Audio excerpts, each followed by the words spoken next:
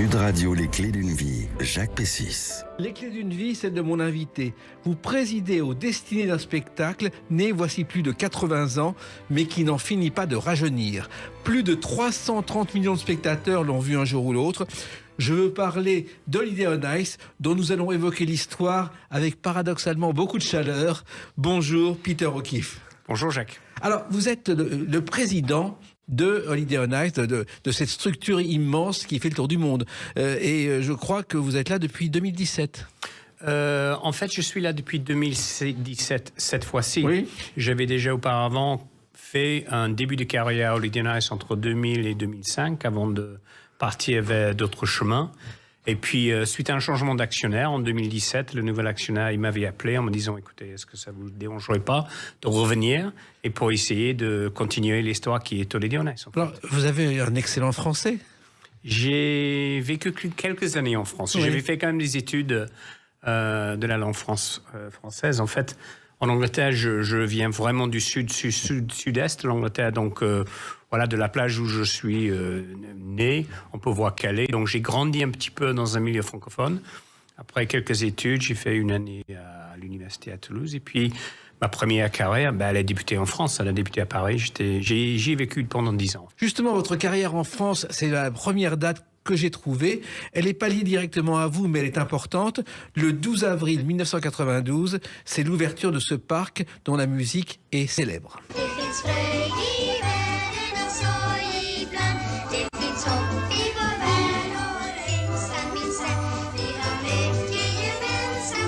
Danny Boone a fait un spectacle où il met cette musique en permanence et il devient fou à la fin du spectacle. Le petit monde, It's a Small World, Disneyland. Car Disneyland, vous avez travaillé en France à Disneyland de Peter O'Keefe. Oui, j'ai commencé ma carrière, enfin, quand j'avais fini mes études universitaires et j'ai cherché quelque chose à faire avant de me lancer dans la vraie vie.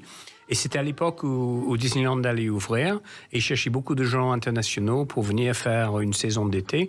Donc, je suis venu faire une saison d'été en 92, juste avant l'ouverture. Donc, j'ai fait effectivement l'ouverture à Marne-la-Vallée le 12 avril. Et puis, je suis resté finalement presque 10 ans jusqu'à 2000. Et moi, je me souviens de cette ouverture, parce que moi, j'étais venu quelques jours avant l'ouverture. Alors, j'avais beaucoup d'Américains dirigeants qui ne parlaient pas français, qui avaient à côté d'eux un traducteur pour arriver à parler français. C'était assez particulier. Je ne sais pas si vous vous en souvenez. Oui, je m'en souviens très, très bien, puisque, en fin de compte, il s'appelait ça le Task Force à l'époque. Et chaque division dans le parc à thème ou dans les hôtels, ils avaient effectivement des gens qui venaient ou de Floride ou de Californie pour effectivement apprendre pas le métier de restaurateur ou le métier d'hôtelier, mais vraiment les choses qui étaient spécifiques comme on Disney en fin de compte. Et ces gens-là, ils sont restés effectivement 6 mois avant de repartir chez eux. Donc parfois c'était très très utile et parfois c'était très très difficile également, puisque effectivement on est en France et on est dans un pays différent que celui de la Californie. Oui, je me souviens des hamburgers au début qui étaient énormes comme les Américains, alors que les Français consomment 2 fois moins de viande ou de pain. Tout à fait. Et je pense que Disney, ils ont su s'ajuster et puis, je veux dire, se faire partie du territoire français à la fin. Et puis, exactement. Je pense qu'ils y sont toujours, et ça, c'est la preuve de leur réussite à cette époque-là. Et je ne sais pas si vous vous souvenez, le 12 avril 92, on a tellement dit « Attention, il y aura des bouchons » que personne n'est venu, que le parc n'a jamais été aussi vide que le jour de l'inauguration. C'est vrai qu'il y a eu énormément de publicité autour de cette journée. Je me rappelle très bien. Je travaillais à cette époque-là. Je travaillais dans la billetterie, au guichet, à l'entrée principale du parc. Et on s'attendait à des ordres. On s'était entraîné pour vraiment 100 000 personnes. Et effectivement, c'était un peu bon. OK. Mais par contre, le jour après, les jours par la suite, oui, effectivement, on a appris beaucoup de choses très, très rapidement. Voilà. Vous vous êtes occupé des spectacles aussi à Disneyland. Ouais, je commençais dans la billetterie, ce qui m'a aidé pour ma carrière pour la suite en tant que producteur. Et au bout de quelques années, 2-3 ans, ils cherchaient des gens qui venaient pas forcément du monde du spectacle pour aider dans la gestion des équipes qui travaillaient dans le spectacle, puisque ils avaient vraiment de la qualité au niveau équipe créative, équipe de production purement technique, mais réellement dans le management humain, la gestion d'équipe, la gestion d'équipe, toutes ces choses-là qui sont plutôt génériques, ils étaient un peu à court. Donc, ils cherchaient des managers, proprement parlé. Et puis, j'ai rencontré le vice-président du spectacle un après-midi. Et puis, il m'a parlé de ça. Et puis, c'est tombé bien dans ma carrière. Et puis, je suis rentré dedans. Je suis rentré dedans en tant que gestionnaire des équipes pour les personnages, pour l'équipe pour les parades, les choses comme ça. Et c'était réellement mes premiers pas dans le spectacle. Oui, puis c'est pas aussi simple qu'on peut l'imaginer, parce que d'abord, derrière chaque costume, il y a un être humain qui est quelqu'un qui a envie de travailler.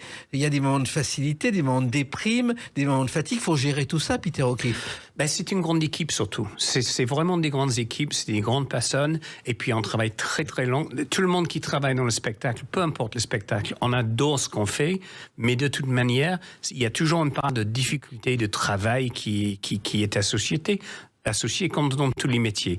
Et travailler dans les personnages ou la parade à Disney n'est pas du tout une exception. Lorsqu'on doit se réveiller à 5 heures du matin pour aller faire le petit déjeuner en tant que personnage dans un hôtel de côté, et puis se mettre dans le bus avec tout le monde et son costume et le pile porté. Oui, effectivement, il faut y aller. Il faut savoir gérer les équipes surtout. Je pense que c'est surtout ça qui était... Au début de ma carrière dans le spectacle, c'était plutôt un travail de gestion de gens qui venaient des milieux créatifs.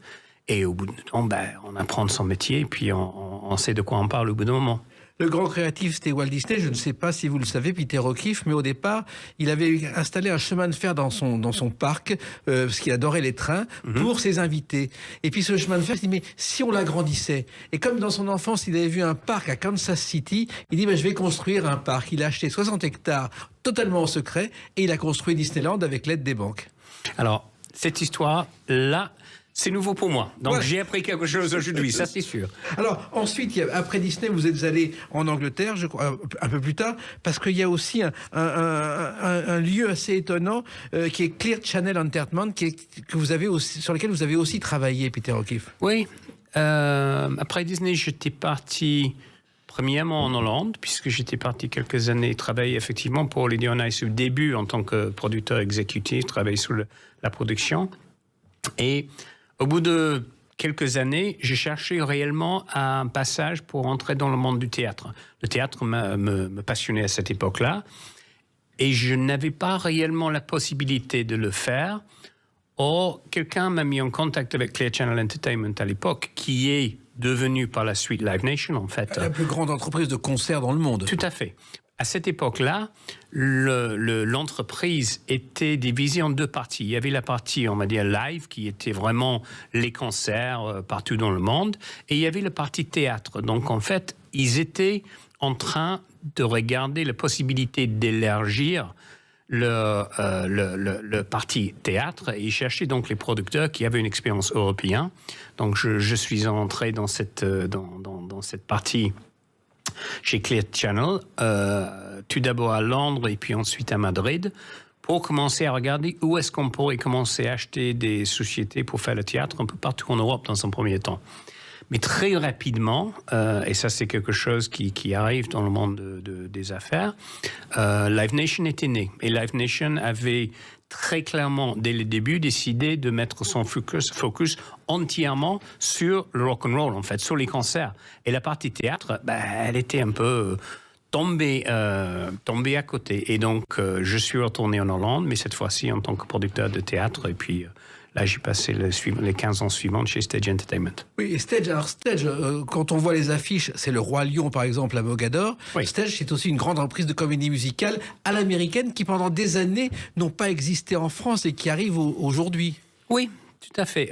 Stage Entertainment était né donc, de la main de Joop van den Ende, qui faisait la moitié d'Endemol à l'époque. Et il a fondé, dans un premier temps, une société de théâtre hollandaise qui était basée, c'est là où la maison est née. Et la maison mère de Stage Entertainment est toujours aux Pays-Bas.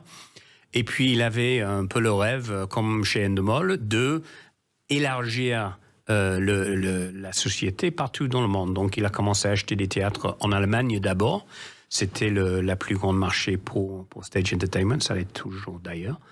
Et puis ensuite, la France, et puis en Espagne, et puis en Russie à l'époque, en Italie, et ensuite Amérique et l'Angleterre. Donc on a commencé à travailler dans des spectacles partout en Europe, et y compris dans l'Amérique du Nord. Oui, et en France, le Roi Lion et quelques autres ont fait des triomphes avec cette salle de théâtre qui était avant le temple de l'opérette dans les années 50-60, qui a beaucoup évolué. Et je crois qu'il y a un seul spectacle qu'ils n'ont jamais pu monter parce que le théâtre Mogador, qui fait près de 2000 places, est trop petit, c'est le Fantôme de l'Opéra.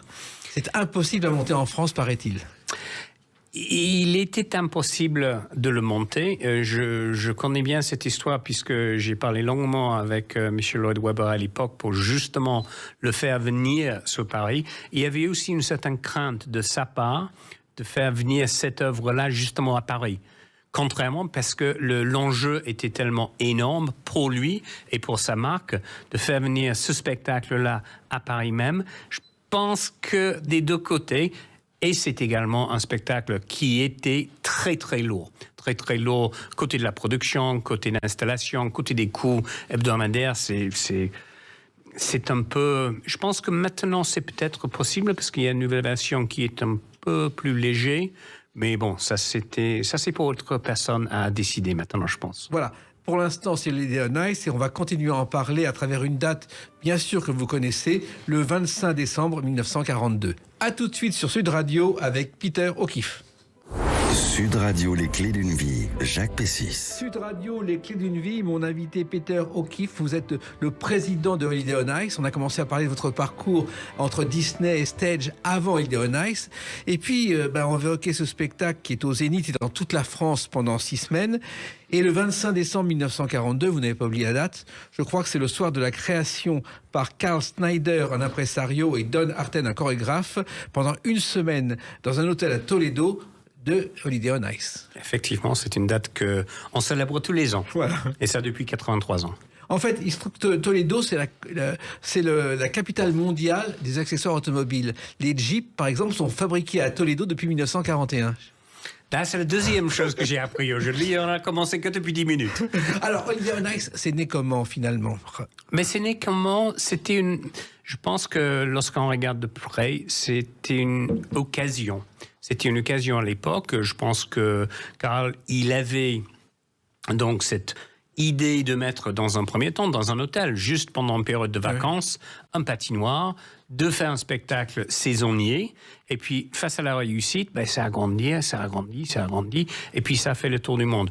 Bon, pendant les 40 prochaines années, les 50 prochaines années, ça a eu de multiples facettes, têtes, images, et puis voilà. Et puis après, je pense que c'est à partir vraiment des années 80 que Holiday on Ice, que nous avons aujourd'hui, a commencé réellement son emprunt mondial, alors que dans les premiers 40 années, c'était vraiment des États-Unis, alors que depuis 80, c'est réellement à partir de ses bases en Europe que le spectacle a réellement fait son parcours. En même temps, au début, donc c'est pour 1 semaine, d'ailleurs ça s'appelle Vacances sur glace, c'est pour ça que c'est né comme ça, et quand on voit la première affiche, ça ressemble aux danseuses aux Rockettes du Radio City Music Hall, qui était la grande salle de spectacle de New York.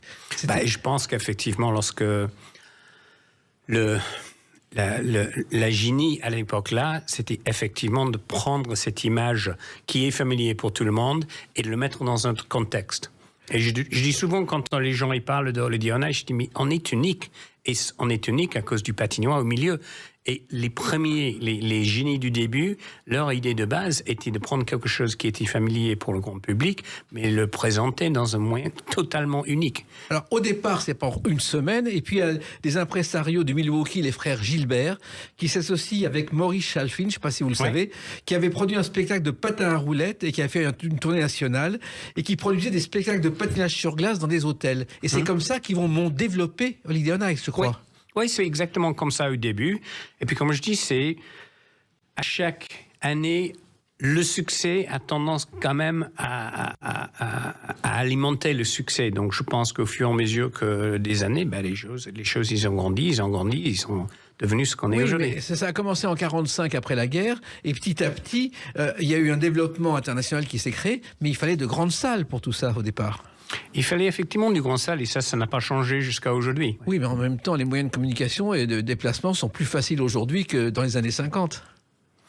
Comment ils faisaient à l'époque? Effectivement, mais la logistique web, à cette époque-là, les trains, ils existaient surtout au niveau des États-Unis.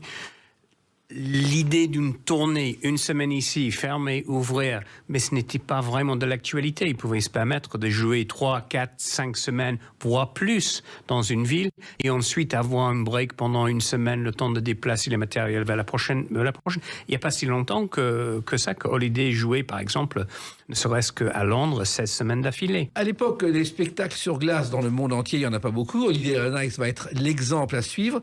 Vous allez aller en 47 au Mexique, à Cuba, à Hawaï en 48. Ce sont des événements, car on n'a jamais vu de patin à glace avec un spectacle à cette époque-là, Peter O'Keefe.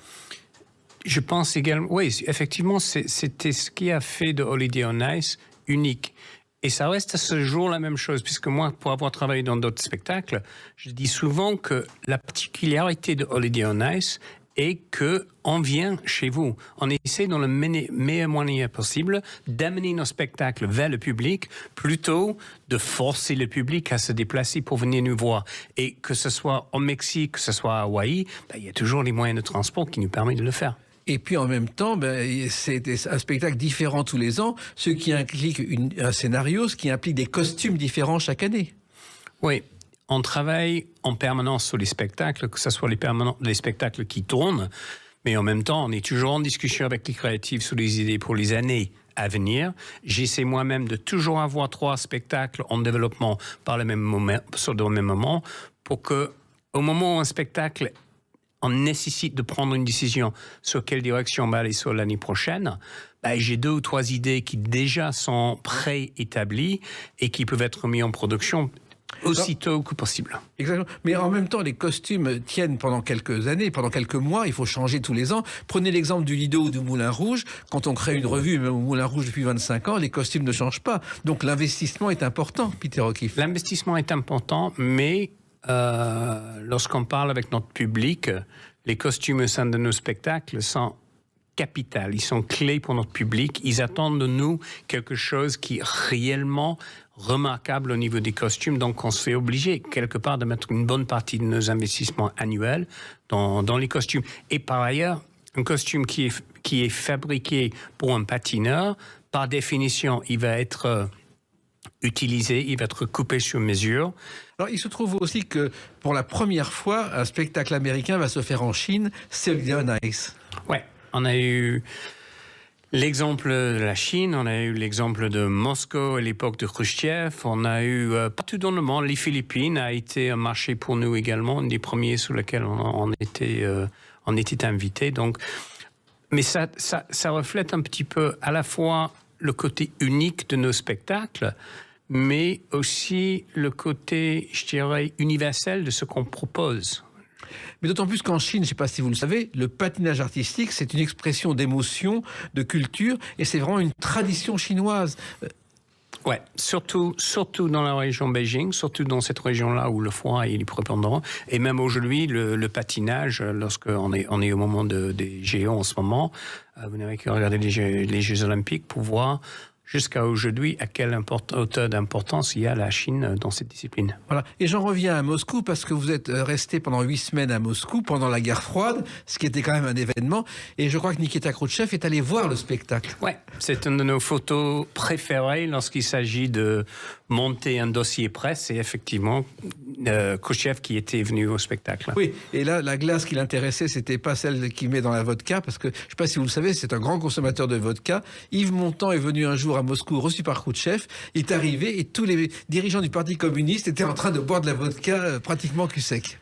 Pour avoir visité ce pays pendant quelque temps, oui, effectivement, ça ne me surprend absolument pas. Alors, il y a aussi Holiday on Ice au Wembley Empire Pool de Londres, qui est la plus grande salle de spectacle de Londres à l'époque, 12 000 places. Ça paraît petit aujourd'hui, mais c'était énorme. Je crois que les Beatles y ont joué 3 ou 4 fois. Là aussi, ça a été un événement, Peter O'Keefe. Oui. Nous, on a joué à Wembley. C'était Wembley pour nous. Était Noël. On faisait Noël toujours à Londres et on y restait, comme je disais avant, parfois jusqu'à 16 semaines d'affilée dans cette salle-là. Avec le patinoire, il était un petit peu plus réduit en capacité que les 16 000, mais on a tout jusqu'à, je dirais, jusqu'à début des années 2000. On a toutes nos histoires à Wembley. Le monsieur qui devait jouer le batterie pendant le spectacle, alors que la musique était préenregistrée parce que il y avait quelque chose avec les syndicats de musiciens à Londres qui faisait qu'on était obligé d'avoir un batteur dans le spectacle, alors qu'on ne savait pas trop quoi faire avec lui, donc voilà. On avait un batteur. D'ailleurs, la princesse Diana, c'est une très belle photo, est venue assister à ce spectacle. La princesse Diana était venue, nous avons eu la visite d'Elvis Presley aux États-Unis, Khrouchtchev également. Voilà. Mais Elvis Presley, justement, il est venu dans des conditions très spéciales à l'heure où cette chanson était un succès. Love me tender, love me true. Un lien. Voilà, et tout le monde connaît cette chanson. Et je crois qu'Elvis Presley faisait son service militaire aux États-Unis. Il avait accepté de le faire comme pour servir d'exemple aux jeunes Américains. Et il a eu une permission pour venir voir Holiday on Ice. Alors ça, vous me l'apprenez, mais ça ne m'étonne pas du tout d'ailleurs. Souvent, les artistes reconnaissent les artistes. Donc Elvis en tant qu'artiste, mais bien entendu, il sera intéressé pour voir un autre style que le sien. Voilà. Et toutes les personnalités du monde ont un jour assisté à Holiday on Ice. Le prince de Monaco, tous les rois possibles et imaginables. Je pense qu'on a eu effectivement cette opportunité. Et on est très fiers. Et comment l'expliquez-vous ? Alors, l'explication, je ne pourrais le donner qu'en fin de compte que nous avons réussi à trouver une place importante au sein de la culture dans les différents pays où on a eu la possibilité de pouvoir jouer.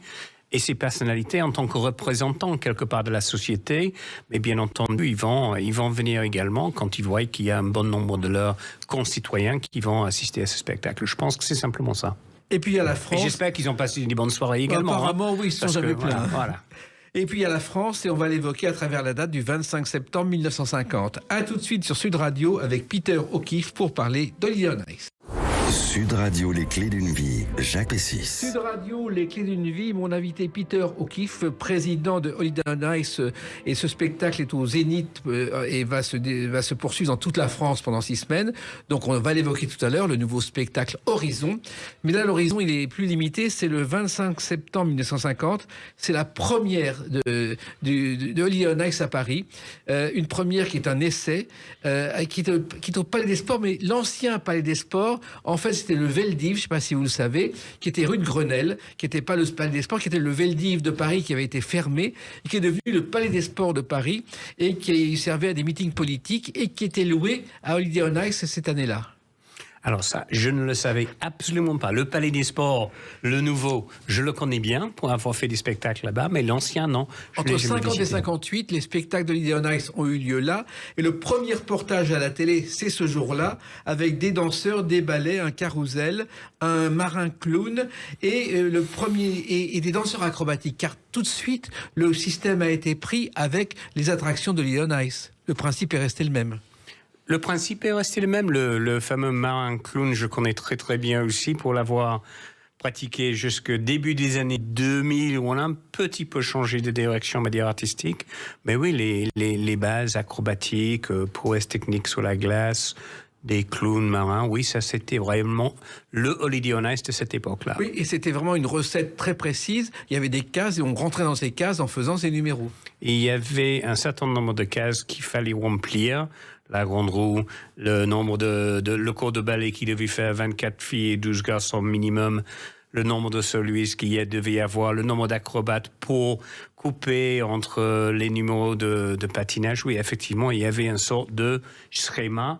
Et chaque année, ce qui se faisait, c'est qu'on changeait les tableaux. On changeait simplement le tableau européen devenait le tableau d'Amérique du Sud l'année suivante, le tableau comique était les marins une année, les pompiers l'année suivante, etc. etc. À cette époque-là. Oui, et tout de suite, le public familial est venu. Quand on voit les salles de cette époque en noir et blanc, il y a des parents, des grands-parents et des enfants. Ouais, je pense qu'à cette époque-là, à la fois nous étions uniques, Il n'y avait pas de concurrents qui faisaient ce que nous faisions à cette époque-là. Et en règle générale, l'offre culturelle qu'il y avait était beaucoup moins importante que ça l'est maintenant. Maintenant, vous n'avez que regarder le nombre de théâtres qui se trouvent ici à Paris, ou le nombre de spectacles qui tournent dans les Zénith ou dans les autres salles de spectacle partout en France. Le public, ils ont un choix que peut-être à cette époque-là n'était pas disponible. Oui, et puis beaucoup de spectacles sur glace qui se sont inspirés de l'idée on Ice, Peter O'Keeffe. Oui, mais ça, c'est le prix de la réussite. Et également, je trouve que c'est une bonne chose. Je pense que plus de spectacles qu'il y a sur glace, mieux c'est pour le patinage. Plus le patinage est populaire, mieux c'est pour Lady on Ice. Et c'est un cycle qui se renouvelle. Donc, on fait partie d'un milieu sportif artistique, et la réussite de l'art de patinage sur glace est quelque chose qui ne peut qu'être bénéfique pour Lady on Ice. Et la première star de l'idée on Ice, c'est en 1955. C'est une championne olympique qui s'appelle Sonja Henie. Sonja Henie, oui, c'est une figure emblématique de notre société, d'autant plus que c'est quelqu'un qui a montré le chemin pour les champions qui nous ont épaulés par la suite, en fait, que ce soit Katarina Witt, que ce soit les Robin Cousins. Tous les champions olympiques ont suivi dans les pas de Sonja. En fait, elle avait été 3 fois championne olympique, 10 fois championne du monde. Elle était la première à préparer un numéro personnel pour Lady on Ice. Ouais. Et je ne sais pas si vous le savez, elle a été la première à porter une jupe courte en compétition, à chausser des patins de couleur blanche et à chorégraphier ses mouvements. Ça, je ne le savais pas. Et finalement, elle a ouvert la voie au Lady on Ice aujourd'hui. Elle a ouvert la voie et elle a donné une crédibilité sportive au spectacle qu'on présentait également. Et ça, c'est quelque chose qui est resté et qu'on essaie de cultiver depuis ce temps-là. Et puis, il se passe un événement après Lady on Ice au Palais des Sports. Il y a des jeunes rockers qui viennent pour un spectacle de promotion de la nouvelle chanson française, le rock. Et il y a Johnny Hallyday qui débute. Et l'émeute est telle qu'on raconte, c'est la légende, on aurait cassé les fauteuils pour lui. 4000 jeunes auraient cassé les fauteuils. En fait, il n'y avait pas de fauteuils. C'était des barrières. Ils ont simplement fait voler les barrières et ils ont fini au commissariat. Et ça a été le complément de Lady on Ice juste après. Ah puis, là-dessus, les Français, à cette époque-là, découvrent le patinage artistique car on le voit à la télévision. C'est vraiment quelque chose d'important pour les Français. Oui, et je pense que c'était probablement le tout début de la belle époque de patinage français qui continue jusqu'à aujourd'hui. Bien sûr. Et à l'époque, il y avait 2 champions qui marquaient les Français. Je ne sais pas si vous connaissez leur nom, Alain Giletti et Alain Calmat, qui sont les 2 premiers à avoir permis à la France d'avoir des médailles. Et ils ont 85 et 86 ans aujourd'hui. Ils sont en pleine forme, ce qui prouve que le patinage artistique permet de vieillir jeune. Effectivement, et je pense que la première Française à avoir participé aux tournées de Lady on Ice est encore également vie, à peu près de cet âge-là également. Oui, et on va en parler tout à l'heure justement parce que cette dame est importante. Et puis, ce qui est important aussi, c'est que pourquoi vous avez aussi des champions? Parce que le patinage est un sport d'amateur et qu'on devient professionnel et ensuite Lady on Ice, c'est la reconversion idéale. C'est la reconversion idéale, mais pour nous, en tant que producteurs du spectacle, ça nous fait toujours plaisir de pouvoir montrer ces champions auprès d'un public qui vient voir un spectacle. Pour moi, je dis toujours, c'est une cerise sur les gâteaux lorsqu'on peut à la fois donner une plateforme aux champions connus pour notre public, mais également montrer au public ce que vraiment c'est le patinage de haut niveau. Oui, en même temps, c'est très différent d'être dans une épreuve une compétition de patinage artistique et de faire un spectacle à Lady on Ice. Soria Bolelli a été la première à faire ce genre de choses. C'est vrai, mais quand je parle avec ces gens-là, et j'ai eu la chance de rencontrer plusieurs champions sur ma carrière avec Lady on Ice, souvent, ce qu'ils apprécient le plus chez nous, c'est vraiment la liberté artistique qu'ils puissent avoir sur le patinoire, ils n'ont pas cette opportunité lorsqu'ils sont en compétition. En compétition, il y a quand même des figures imposées, il y a quand même des règles relativement strictes. Nous, c'est un spectacle. On leur donne la possibilité de réellement s'exprimer sur la glace au sein de ce spectacle, et je pense qu'ils apprécient beaucoup. Et Soria Bolelli avait inventé le salto arrière dans les compétitions. Elle l'a développé à Lady on Ice. Et il y a Candeloro aussi qui a fait un grand numéro d'humour à Lady on Ice. Ça a été aussi un événement. Philippe est un ami cher de Lady on Ice. D'ailleurs, il vient voir le spectacle ce soir avec sa famille. Et puis, c'est un ami que je connais très très bien. Il a patiné à plusieurs reprises sur Lady on Ice, sur toutes les tournées. C'est un travailleur, c'est un monsieur particulièrement talentueux. Et c'est quelqu'un qui effectivement a su mettre son emprunt à la fois sur le sport, mais aussi sur la notion de performance, de spectacle. Et il est toujours apprécié à la fois par notre public et par nous-mêmes. Il y a des choses étonnantes. Il y avait le roi des mondanités parisiennes, Jacques Chazot, qui était un danseur, qui a dansé au Châtelet, qui a été une figure du tout Paris, ami des Rothschild. Et je ne sais pas si vous le savez, mais il a créé des valses pour un spectacle au Lady on Ice en 1978, sur les valses de Strauss. Ça, je ne le savais pas. Ouais. Et j'ai vu beaucoup de valses au sein de nos spectacles. Ça, c'est vrai. Et puis, il y avait André Levasseur qui avait créé les costumes cette année-là. Et il avait créé juste auparavant les costumes de la dernière revue de Joséphine Baker. Donc, c'est par là que Holiday Ice a pensé à lui pour ce spectacle. Oui, et ça montre aussi que même à cette époque-là, et même encore, il y a des choses qui se rappellent comment on travaille aujourd'hui. Parce que le fait de travailler avec les meilleurs créatifs qui soient de cette époque-là est quelque chose qui existe encore aujourd'hui. Donc le monsieur Levasseur, un costumier connu, bien entendu, on va essayer de travailler avec les meilleurs, c'est évident. Voilà. Et l'un des meilleurs, c'est celui-ci dont vous allez entendre la voix. Entre 250 et 300 000. Tu t'es fait plein de thunes alors. Jérôme Savary. Car Jérôme Savary a mis en scène le tour du monde aux 80 jours au Palais des Sports pour Lady on Ice. Et ça, je pense que ça vous a marqué, Peter O'Keeffe. Ça a marqué l'histoire de Lady on Ice, bien entendu, puisque M. Savary est un grand nom et on en apprend des choses. En fait, il s'était inspiré du Tour du Monde en 80 jours pour faire ce spectacle. Et il m'a raconté un jour, parce que je l'ai bien connu, il a adoré travailler au Palais des Sports parce qu'il y avait de la glace et ça permettait à son whisky de ne pas se réchauffer. Et il y a des avantages. C'est le vodka avec M. Khrouchtchev, c'est le whisky avec M. Savary. Voilà. Et puis, il y a le bonheur de Horizon qu'on va évoquer à la date du 6 février 2026. À tout de suite sur Sud Radio avec Peter O'Keeffe.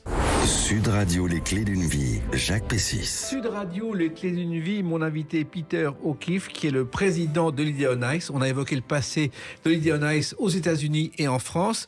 Et puis, depuis le 6 février 2026, Horizon est à l'affiche dans toute la France. Le 6 février, c'était à Bordeaux. Il y a d'autres dates. Et voici un extrait d'une chanson du spectacle.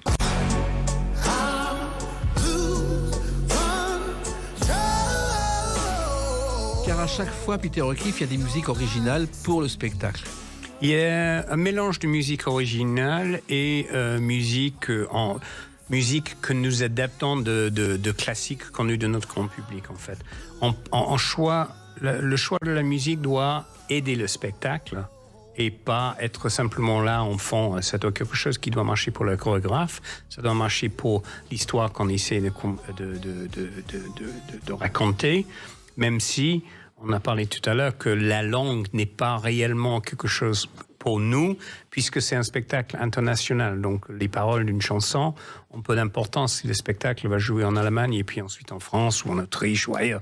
Donc, on essaie réellement de choisir la musique pour approfondir une scène qu'on essaie de présenter. Et le nouveau spectacle qui s'appelle Horizon, c'est encore une nouvelle conception de Lady on Ice, que pour la première fois, on est dans le monde d'aujourd'hui et de demain. Oui, c'était un choix que moi j'ai fait, que nous avons fait ensemble avec le directeur créatif, puisque très souvent, Lady on Ice partait ou trouvait son inspiration dans la fantasy, trouvait son inspiration dans un monde irréel, un échappatoire pour les mal du jour. Et lorsque j'ai parlé avec Robin, qui est le directeur créatif director de ce spectacle, je dis, et si on faisait quelque chose qui était notre version de quelque chose de réel aujourd'hui? Donc on était parti sur cette idée d'une ville inspirée de Dubaï ou de Paris ou de New York ou de Londres, une grande métropole. La première inspiration qu'on a eue, en fin de compte, j'avais l'image de Metropolis, le film de Fritz Lang. De Fritz Lang, oui. Et puis j'avais cette image du poster, l'affiche un peu art déco, un bâtiment. Et la première idée qu'on avait avec Horizon était, et si on faisait venir une ville et on essayait de construire la ville pendant le spectacle pour que le public voit comment une ville est construite. Et on était parti sur cette optique-là. On commençait à travailler avec le scénographe également. Et puis Robin, qui est là pour ça. Il me dit, Peter, le problème, c'est que on commence à raconter une histoire de bâtiment. Et il dit, pour moi, l'inspiration derrière une ville, c'est des gens qui y habitent. Le bâtiment n'est qu'un accessoire. Donc, bien entendu, il faut que ce soit grand, il faut que ça ressemble à quelque chose. Mais réellement, l'histoire, il se véhicule à l'intérieur des histoires de gens. Donc, ce que je voudrais faire, c'est trouver des groupes de personnes individuels ou autres qui sont dans différents quartiers d'une ville et montrer à notre public comment ils sont différents, mais comment lorsqu'on les met ensemble, ça fait réellement une sorte de melting pot. Je ne sais pas le mot en français pour melting pot, mais vraiment une sorte de mélange de cultures et de différences qui font que cette agglomération a réellement une vie. Et c'est un peu l'histoire derrière Horizon, en fait. Oui, et puis en même temps, c'est dans l'actualité aujourd'hui. Le monde d'aujourd'hui cherche cette communauté. Tout à fait. Alors, c'est pas quelque chose. Il y a un autre journaliste qui m'avait dit, oui, mais le monde d'aujourd'hui, il est tellement mauvais lorsqu'on regarde le journal, qu'est-ce qui se passe et les guerres. Je dis, oui, effectivement, il y a des mauvaises choses, mais en règle générale, il y a aussi les bonnes choses, il y a aussi la beauté, il y a aussi la diversité, il y a aussi toutes les choses là qui font que un peuple peut se réunir autour de quelque chose de joyeux. Donc, on n'est pas là pour prêcher, on est un spectacle à la fin de la journée, mais on veut montrer une image positive d'une ville composée de plusieurs milieux, de plusieurs personnes, de toutes les cultures mélangées, et que comment on s'enrichit de cette idée-là à l'intérieur d'un spectacle qui bouge. Il faut que ça parle au public, il faut que ça soit entraînant, il faut que les gens sourissent, il faut qu'il y ait vraiment de l'humour, il faut qu'il y ait de l'art, il faut qu'il y ait de tout, un spectacle. Et une ville où on ne dort jamais. J'espère bien que non, puisque, oui, nous, en tant que de gens du spectacle, nous, on travaille le soir, donc on est plutôt des gens du soir, des gens de nuit, mais le réveil le matin porte son propre beauté sur une ville. C'est un ancien patineur qui a couvert de trophées, il a même été membre de l'Empire britannique, tellement ses titres sont en euros, et c'est lui, il est vraiment dans Holiday on Ice depuis longtemps. Oui, Robin, il était champion olympique en 1980, en fait, Lake Placid. Ouais, il avait commencé à 12 ans, quand même. Oui. Et c'est un ami... c'est un ami. J'ai monté plusieurs spectacles avec lui. Lorsque j'ai repris l'Iran de Holiday on Ice en 2017, c'est une des premières personnes que j'ai appelées, puisqu'il n'avait pas travaillé avec la société depuis un certain temps. Et je l'ai appelé, je dis, Robin, tu comprends, Robin, ce que c'est qu'Holiday on Ice. Tu comprends l'essence artistique de ce que moi je voudrais véhiculer, donc je te fais confiance parce que tu connais l'importance de la marque, l'importance du produit, mais aussi notre volonté de toujours se réinventer, de toujours proposer quelque chose de nouveau. Et de par sa connaissance et son niveau au niveau patinage, il est une personne, parmi d'autres, qui est particulièrement idéale pour pouvoir transmettre cette idée vers le public. Et puis, le monde a évolué depuis 80 ans, depuis les débuts d'Holiday on Ice, et aujourd'hui, la technologie a évolué, les progrès sont immenses, et ça, vous vous en servez, vous en profitez, Peter O'Keefe. J'en profite, et puis ça faisait partie des choses que je voudrais amener au spectacle lorsque j'ai repris les reins en 2017, puisque notre public est très fidèle, notre public paie cher leur place et on se doit quand même de leur montrer un spectacle de qualité mondiale si on prétend être un spectacle mondialement connu. Donc, la technologie existe, ça nous donne des possibilités de scénographiques que nous n'avions pas lorsque moi j'ai commencé dans ce métier. Mais par contre, je dis souvent, la plus grande prouesse que nous avons, c'est ce qui se passe sur la glace au milieu. C'est la chose qui nous fait différencier de tout autre spectacle, puisque si je vais regarder un concert ce soir, ou Zénith, ou les techniques soient aussi élevées que ce que je propose à l'intérieur de Holiday on Ice. Mais ils n'auront pas le patinoire et les patineurs au milieu. Oui, et 40 patineurs qui sont choisis selon des critères très précis aussi, Peter O'Keefe. Très précis.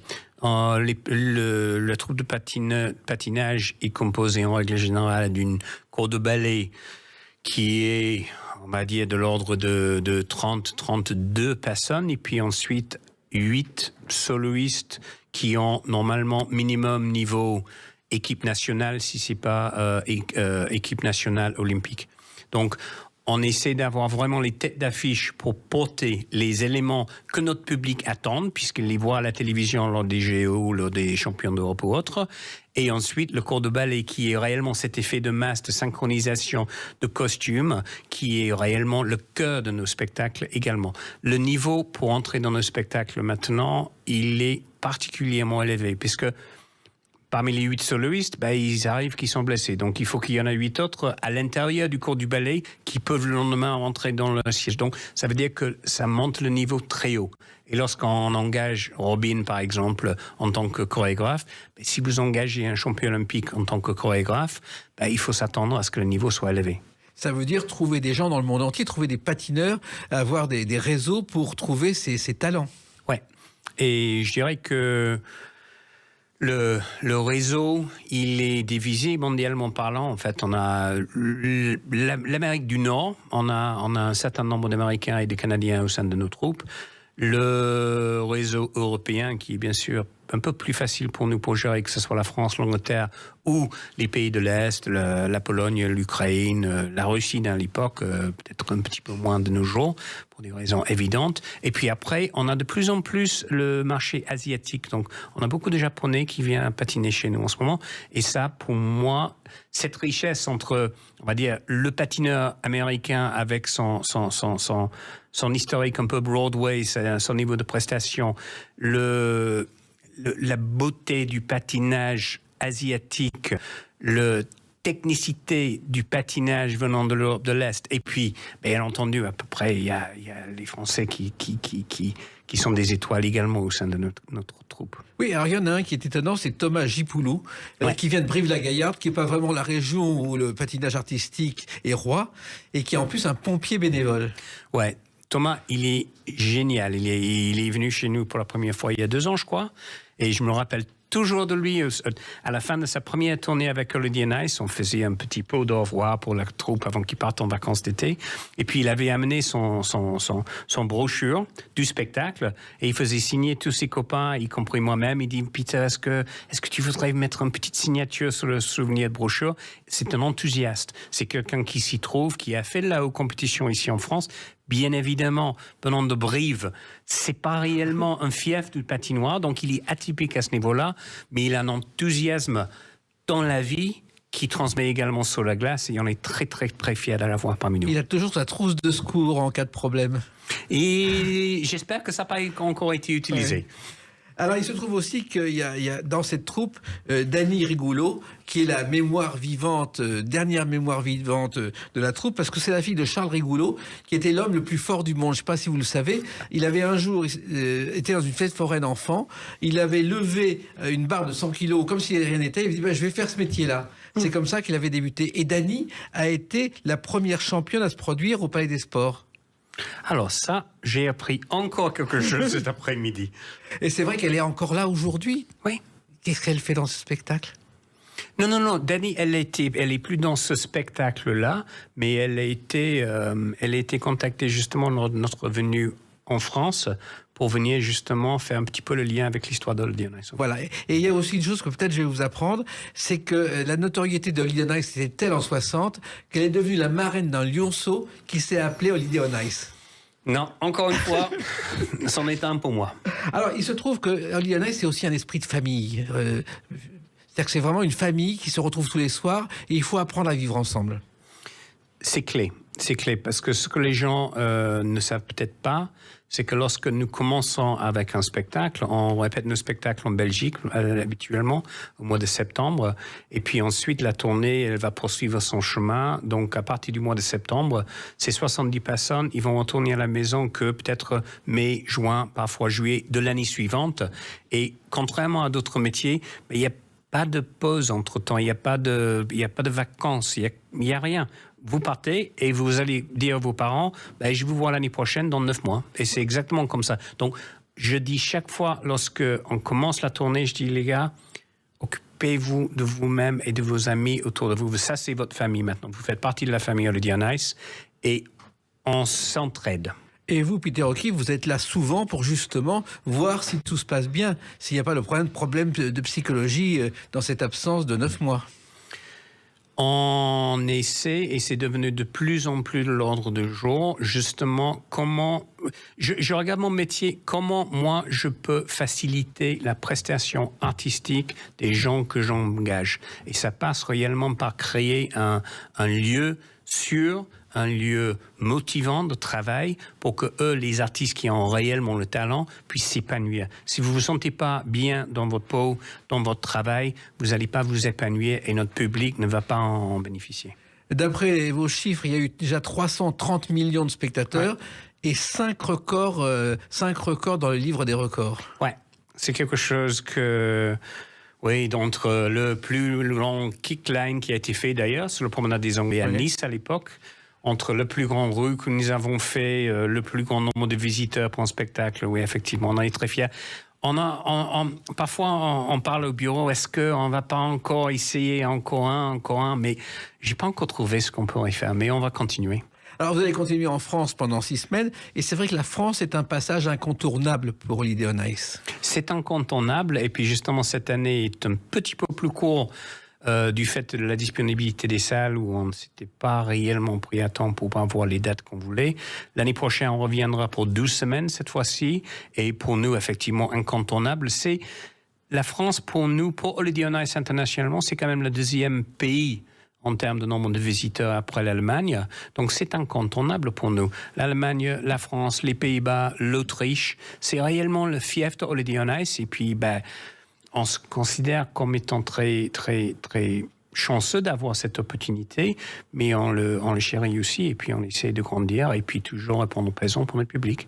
Eh ben, nous, on est heureux de vous avoir accueilli aujourd'hui pour parler d'Horizon.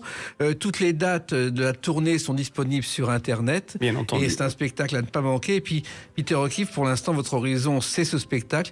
Mais je suis sûr que vous en aurez beaucoup d'autres avec les prochains Holiday on Ice. Je l'espère et j'arrive au bureau tous les matins avec les idées plein de la tête et puis justement, j'essaie d'amener le boîte le mieux possible, le plus loin possible. Je ne suis pas inquiet pour cela. Merci Peter O'Keefe d'avoir pris le temps de nous raconter Holiday on Ice. Et puis à bientôt. Et les clés d'une vie, c'est terminé pour